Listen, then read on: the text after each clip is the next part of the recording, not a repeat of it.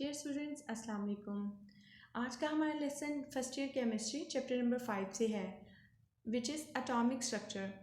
Students, आप जानते हैं कि इलेक्ट्रॉन, प्रोटॉन और न्यूट्रॉन्स आर द बेसिक और फंडामेंटल पार्टिकल्स ऑफ एटम्स। तो लास्ट लेसन में आपने डिस्कवरी ऑफ इलेक्ट्रॉन के बारे में पढ़ा था। आज हम पढ़ेंगे कि प्रोटॉन किस तरह से डिस्कवर हुआ। Proton was first discovered by German physicist E. Goldstein in 1886. Goldstein discharge tube के साथ एक्सपेरिमेंट परफॉर्म कर रहा था।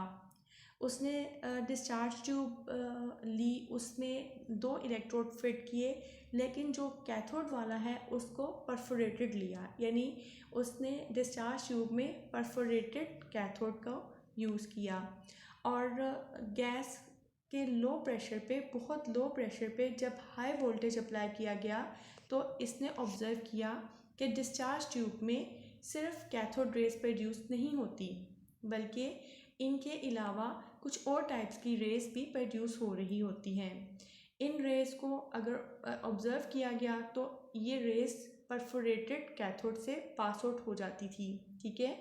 यानी ये रेज जो हैं ये एनोड वाली साइड से स्टार्ट हो रही हैं और कहाँ से पास आउट होती हैं? कैथोड के होल से, यानी कैथोड की कैनाल से, ठीक है।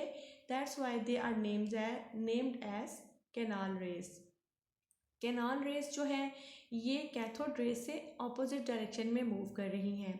येलो कलर के सर्कल जो हैं ये कैथोड रेज के पार्टिकल को रिप्रेजेंट कर रहे हैं और ब्लू कलर के जो सर्कल है ये कैनाल रेज के पार्टिकल्स को जो है वो जाहिर कर रहे हैं। अच्छा स्टूडेंट्स, एक बात जहन में रख लें कि रेज जो हैं वो बेसिकली वो पार्टिकल्स होते हैं, ठीक है। ख़ास तौर पे इन रेज में पार्टिकल्स होते हैं। अब जब पार्टिकल एक लाइन में ट्रेवल करने लग जाते हैं तो हम कहते हैं कि ये रे है, ठीक है। तो cathode ray means cathode particles, ठीक है, negatively charge particles which are electron, और canal rays means positive particles, positive particle moving in a straight line in a certain direction, ठीक है। तो कैनाल रेज इनको क्यों कहा गया? क्योंकि ये पार्टिकल्स जो थे ये कैथोड के कैनाल से गुजर जाते थे, यानी उसके सुराखों में से गुजर जाते थे, ठीक है। तो इस तरह से इन रेज की डिस्कवरी हुई, पॉजिटिव रेज की या कैनाल रेज की। अब हम इनको पॉजिटिव रेज क्यों कह रहे हैं? ये इसलिए कि आप देखें कि कैथोड रेज जो हैं वो एनोड की साइड पे ट्रेवल कर रही हैं और कैनाल रेज जो हैं वो कैथोड वाली साइड में ट्रेवल कर रही हैं, यानी इनकी जो मूवमेंट की डायरेक्शन है वो अपोजिट टू कैथोड रेज है। तो कैथोड रेज पे कौन सा चार्ज था? Negative charge. तो इट मीन्स कि इनके ऊपर पॉजिटिव चार्ज है। जब ये कैनाल रेज प्रोड्यूस होती हैं तो ये डिस्चार्ज ट्यूब के अंदर रेड ग्लो के साथ अपीयर होती हैं, ठीक है। इस डायग्राम में भी आप कैथोड रेज की प्रोडक्शन और कैथोड रेज की और कैनाल रेज की प्रोडक्शन को ऑब्जर्व कर रहे हैं और they are moving in opposite direction, ठीक है। और ये भी आप ऑब्जर्व कर रहे हैं कि देखें परफोरेटेड कैथोड, यानी कैथोड के जो होल्स हैं, कैनाल्स हैं, उनके अंदर से पॉजिटिव रेज या कैनाल रेज पास आउट होके रेड कलर की ग्लो दे रही है। स्टूडेंट्स, ये वो डिस्चार्ज ट्यूब है जो गोल्डस्टीन ने अपने एक्सपेरिमेंट में यूज़ की और इधर आप देखें कि ये परफोरेटेड कैथोड को जाहिर किया हुआ है, ठीक है, परफोरेटेड।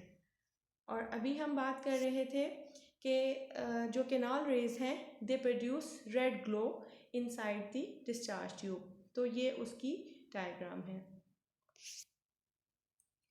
स्टूडेंट्स, अब हम ये जानना चाहते हैं कि आखिर ये रेज कैसे पैदा होती हैं, ठीक है। इस बात को समझने के लिए हम ये छोटी सी डायग्राम है इसको कंसीडर करें, ठीक है। कैथोड बना हुआ है, एक प्लेट कैथोड की प्लेट है और उससे इलेक्ट्रॉन्स जो हैं वो उससे आगे की तरफ मूव होते हुए नज़र आ रहे हैं, ठीक है। अब डिस्चार्ज ट्यूब की सिचुएशन जो है वो उसको बताया जा रहा है। डिस्चार्ज ट्यूब में गैस के मालिक्यूल या एटम भी मौजूद होते हैं, ठीक है। ये जो डॉटेड सर्कल है ये रिप्रेजेंट कर रहा है गैस के एटम को, ठीक है। अब जो कैथोड रेस के पार्टिकल्स हैं वो क्या हैं, बेसिकली वो इलेक्ट्रॉन हैं, ठीक है। कैथोड रेस के पार्टिकल जो कि इलेक्ट्रॉन्स हैं, जब वो डिस्चार्ज ट्यूब की गैस के एटम से स्ट्राइक करते हैं, हिट करते हैं, तो क्या होगा, तो ये जो है ये एटम के, गैस एटम के अपने इलेक्ट्रॉन को बाहर निकाल देते हैं, ठीक है। तो इस डायग्राम में यही चीज़ दिखाई जा रही है कि कैथोड रेस के पार्टिकल, ठीक है, जो कि इलेक्ट्रॉन है, वो जब गैस एटम या मॉलिक्यूल से हिट करते हैं तो इस गैस एटम के जो अपने इलेक्ट्रॉन थे ना, वो भी बाहर निकल जाते हैं। अच्छा, जब किसी एटम में से इलेक्ट्रॉन लूज हो जाए तो उस पर कौन सा चार्ज आता है, पॉजिटिव, ठीक है। तो रिमेनिंग जो एटम है ना वो पॉजिटिव पार्टिकल में बदल जाता है, ठीक है। एरोहेड दिखा रहे हैं कि यही एटम था, इसमें से एक इलेक्ट्रॉन एमिट हुआ है और यानी इलेक्ट्रॉन बाहर निकल गया है, और जो रिमेनिंग एटम था, जो बाकी एटम बचा, वो क्या बना, पॉजिटिव आयन। इस तरह से डिस्चार्ज ट्यूब के अंदर बहुत से गैस के मॉलिक्यूल हैं, बहुत से, ठीक है। अब ये दोबारा एक और पिक्चर से मैं इस बात को एक्सप्लेन कर रही हूँ कि ये येलो कलर के जो सर्कल हैं ये रिप्रेजेंट कर रहे हैं गैस के मॉलिक्यूल को, ठीक है। बहुत ज़्यादा मॉलिक्यूल्स हैं या बहुत ज़्यादा एटम्स हैं। अब डिस्चार्ज ट्यूब के अंदर ये रैंडमली मूव कर रहे हैं। जब कैथोड रेस प्रोड्यूस होती हैं तो कैथोड रेस के पार्टिकल्स यानी इलेक्ट्रॉन, ठीक है। जब भी कैथोड रेस की बात करेंगे तो हम बेसिकली इलेक्ट्रॉन्स की बात कर रहे होते हैं। तो इस ये जो कैथोड रेट के पार्टिकल है इलेक्ट्रॉन, इसको हम ब्लू कलर के सर्कल से रिप्रेजेंट किया जा रहा है। ये जब गैस के एटम से हिट करते हैं तो बदले में फिर क्या बनेगा, ठीक है, गैस के एटम में से इलेक्ट्रॉन निकल जाएगा, अपना इलेक्ट्रॉन लूज कर देंगे ये एटम और खुद ये कन्वर्ट हो जाएंगे पॉजिटिव आयन में, ठीक है। अब ये पॉजिटिव आयन जब एक साइड पर एक लाइन में मूव करने लग जाते हैं तो दे फॉर्म केनाल रेस, ठीक है। इस तरह से ये केनाल रेस बनती हैं, यानी जब कैथोड रेस प्रोड्यूस होंगी तो वो हिट करेंगी गैस के मॉलिक्यूल्स को, और गैस के मॉलिक्यूल्स जो हैं वो कन्वर्ट हो जाएंगे पॉजिटिव एटम में, सॉरी पॉजिटिव आयन में। और ये जो पॉजिटिव आयन है ये they start move in a particular direction and move which is towards the cathode and they pass through the perforation of cathode, ठीक है। इस तरह से ये प्रोड्यूस होते हैं। अब इसी को इक्वेशन से इस तरह से रिप्रेजेंट करते हैं, m रिप्रेजेंट कर रहा है एटम को, ठीक है। इसके साथ ये इलेक्ट्रॉन स्ट्राइक करता है, ये इलेक्ट्रॉन कहाँ से आया, कैथोड रेस के पार्टिकल से, ठीक है। अब क्या बन रहा है, अब जो इलेक्ट्रॉन है, जो एटम है, एटम में से इलेक्ट्रॉन जब लूज करते हैं तो इसके ऊपर कोई चार्ज आ जाएगा, ठीक है। जितने इलेक्ट्रॉन लूज करेगा उतना ही चार्ज आ जाएगा, ठीक है, और ख़ुद ये कन्वर्ट हो जाएगा आयन में। तो इस तरह से ये पॉजिटिव रेस के पार्टिकल बनते हैं। अब हम केनाल रेस की प्रॉपर्टीज़ डिस्कस करते हैं। Canal rays travel in straight path, they are deflected by electric and magnetic field, ठीक है। अगर हम सिर्फ इलेक्ट्रिक फील्ड को अप्लाई करें अराउंड दी केनाल रेस तो इनकी डिफ्लेक्शन शो करेगी कि दे कैरीज पॉजिटिव चार्ज, ठीक है। ये इलेक्ट्रिक फील्ड के नेगेटिव पोल की तरफ डिफ्लेक्ट होंगे और ये इट मीन्स के दे कैरीज पॉजिटिव चार्ज। और अगर हम मैग्नेटिक फील्ड में अप्लाई करते हैं केनाल रेस के अराउंड तो भी इनकी डिफ्लेक्शन ये शो करती है कि ये पॉजिटिव रेस हैं। स्टूडेंट्स, अब हम डिस्कस करते हैं E/m value of positive race, ठीक है। तो it has been observe that E/m value of positive rays is smaller than that of electron. अब इसका क्या मतलब है, आपको पता है या आपने पढ़ा है कि जे थॉम्सन ने इलेक्ट्रॉन या कैथोड रेस के पार्टिकल की charge to mass ratio find out की, ठीक है। और आप ये भी पढ़ चुके हैं कि हर दफ़ा डिस्चार्ज ट्यूब में जब कोई सी भी गैस हम यूज़ करते थे तो हर दफ़ा एक ही टाइप की कैथोड रेस प्रोड्यूस होती थी, ठीक है। यहाँ पर ये केस नहीं है। यहाँ पर जब हम गैस को चेंज करते थे ना तो जो केनॉल रेस है ना वो भी चेंज हो जाती थी। उनका चार्ज नहीं चेंज होता था, लेकिन उनका जो E/m वैल्यू है वो चेंज होती थी। ठीक है, तो यानी हम कह सकते हैं, और ये भी देखा गया कि ये जो पॉजिटिव रेस की के पार्टिकल्स की जो E/m वैल्यू है ये कम थी कैथोड रेस की पार्टिकल से। ठीक है, तो अब ये कैसे कम है, इस बात को ज़रा आप ध्यान से देखें। E/m वैल्यू का मतलब चार्ज टू मैस। ठीक है, चार्ज अगर हम सेम रखें, चार्ज है डिनोमिनेटर में, सॉरी न्यूमरेटर में, चार्ज जो है वो न्यूमरेटर में है और मैस जो है वो डिनोमिनेटर में है। ठीक है, अगर हम मैथमेटिकली कुछ कैलकुलेशन करें इस तरह से कि ऊपर वाली वैल्यू अगर कम हो और नीचे वैल्यू ज़्यादा हो, तो हमारी जो नेट वैल्यू आती है वो कम आएगी। ठीक है, वो ज़ीरो से कम हो जाती है। और अगर हमारी जो न्यूमरेटर में वैल्यू ज़्यादा हो और डिनोमिनेटर में वैल्यू कम हो, तो हमारे पास आंसर क्या आएगा, ग्रेटर दैन ज़ीरो। ठीक है, ये मैंने एक छोटी सी एग्जांपल कोट की है जिसका मकसद सिर्फ ये है कि आपको चार्ज टू मैस रेशियो की वैल्यू के बारे में समझाना।